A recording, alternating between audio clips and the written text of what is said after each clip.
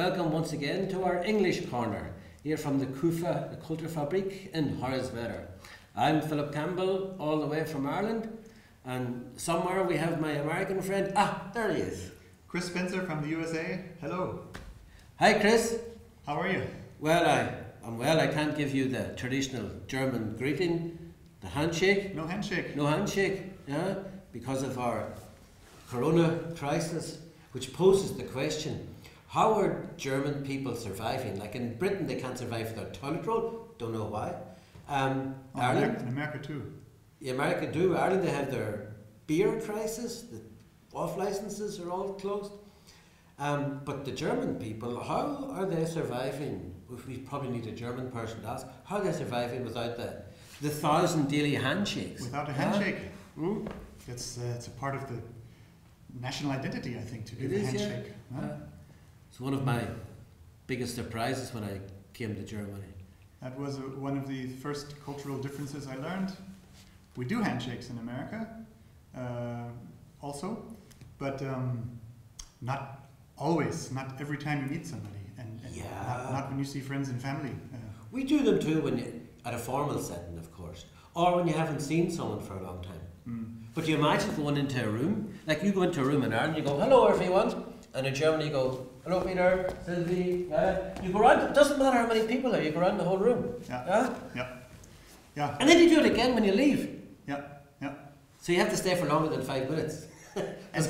Otherwise you do all the handshakes, and then you say bye, and then you do them all again and you're gone. I've seen at workplaces, it's the standard. When you come in, you greet your colleagues with a handshake every time. And also people who greet them in the morning and then don't see them for some hours and then see them again for a meeting and they go to a handshake and we did it this morning, okay. Verhaben schon. It's not like this in the USA. No, it's not. And I don't know how it is for you, but in America, a handshake is a formal thing. So exactly.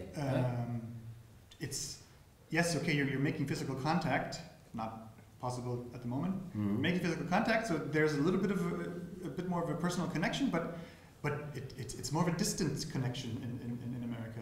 Yeah. When I was surprised when I first came here. My partner, I met her family, and of course the first time greeting them with a handshake, but then I knew them, and then I saw them again for birthday parties and whatever, and my brother-in-law, handshake. And I thought, oh, okay, very... But we know each other. Yeah. And you do it again. In America, you would maybe greet with a hug, people you know, friends and family, or at a minimum only just a pat on the shoulder or something, but a handshake makes it a bit probably not a fair question, but do you find German people weird? That's not a fair question, because I'm not German, so I think... And I'm not German. By definition, they are weird for me. But different. The same are Italians or maybe Irish too in some way. One of my first experiences with a German person who I don't know was in Senftenberg.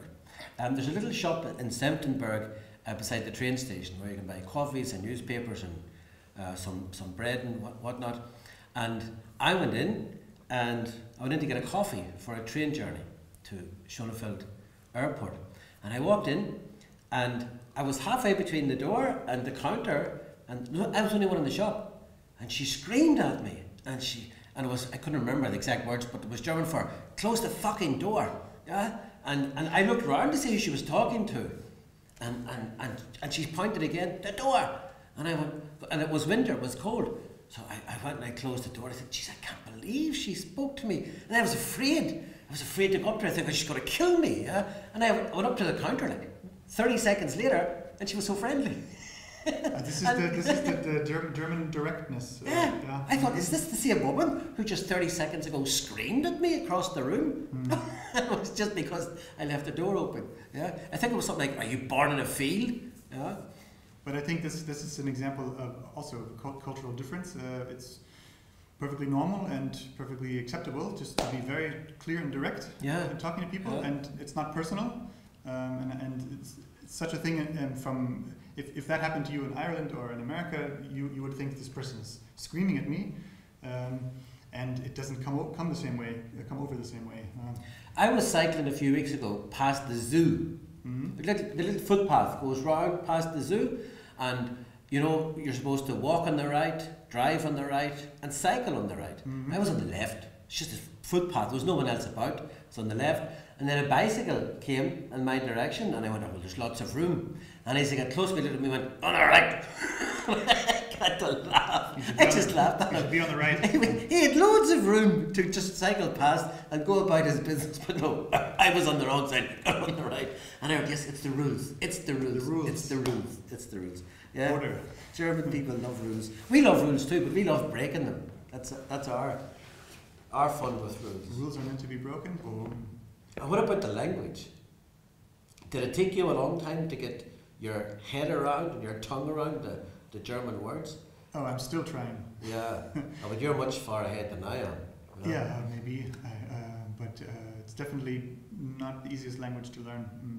I had Spanish in school, and that was relatively easy in comparison. And when I began learning German, I was a bit older, but I was shocked at how much more difficult it was. Yeah. And even words that we have in English have a different meaning in German, like to become, for example. Okay. You become angry. Yeah. It's a process, as you know, of course. You become rich. Yeah, you become tired. But you can also say you get angry, you get rich, and you get tired. But in German, become has a completely other meaning. The word bekommen. Yeah. Tell me your example of the time you're in a restaurant. No, that you heard the story about someone in a restaurant. Yeah. Yeah. So the German bekommen means to get in English. Right? Can I get the information?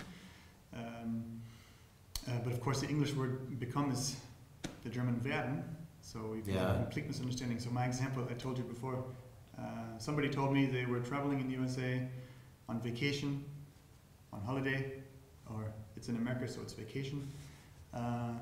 And she was in a restaurant, and she knew this, and she forgot. She was from Germany. She forgot just in a moment, and asked the waiter, "Can I become a steak, please?" The waiter looked at her sideways. She got a really funny look. Yeah. Or I become a bicycle for my birthday. Somebody told me that her daughter was trying to speak English. She learned from school and was really proud and said, "For Christmas, I want to become a pony." Fantastic. I'd love to be a pony too. Yeah. And please. Please. Please. You mean bitte? Bitte. Oh yes. Because bitteschön means. Bitteschön means many things. Yeah, that's the problem. That's the difference. In English, the word please is only that you want something. Can I please have a coffee? Can you please give me the information? Please, Mr. Conductor, don't put me. Anyway, carry on. But not when you give somebody something. Yeah. And I think in German you have this word bitte. It's a lovely word because you can use it anytime. But if you give somebody something and you say bitteschön, in English you can't say please because you're not asking for anything. Yeah, it doesn't make any sense. Like you open the door for someone in Germany and they go, please. Yeah, and you say, you know, it's funny because when you do that in English, when you say please, it means you want something. You're asking. Yeah. You open the door and I say please. It sounds like please. Yeah, you go first. Yeah, but you always open the door. It's not friendly. It's the opposite. No. Yeah. So that was our little English corner, looking at one or two cultural differences between America. That's another subject for another day. The difference between American culture, Irish culture, and German culture. That's a topic for another day. Next time. Yeah, from Philip and Chris. Goodbye. Bye-bye.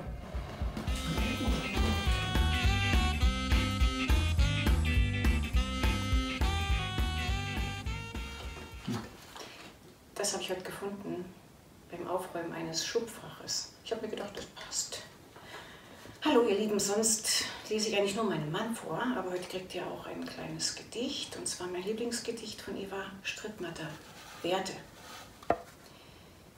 Die guten Dinge im Leben sind alle kostenlos. Die Luft, das Wasser, die Liebe. Wie machen wir das bloß, das Leben für teuer zu halten, wenn die Hauptsachen kostenlos sind? Das kommt vom zu frühen Erkalten. Wir genossen nur damals als Kind die Luft nach ihrem Werte und Wasser als Lebensgewinn. Und Liebe, die unbegehrte, nahmen wir herzleicht hin. Nur selten noch atmen wir richtig und atmen Zeit mit ein. Wir leben eilig und wichtig und trinken statt Wasser Wein. Und aus der Liebe machen wir eine Pflicht und Last. Und das Leben kommt dem zu teuer, der es zu billig auffasst.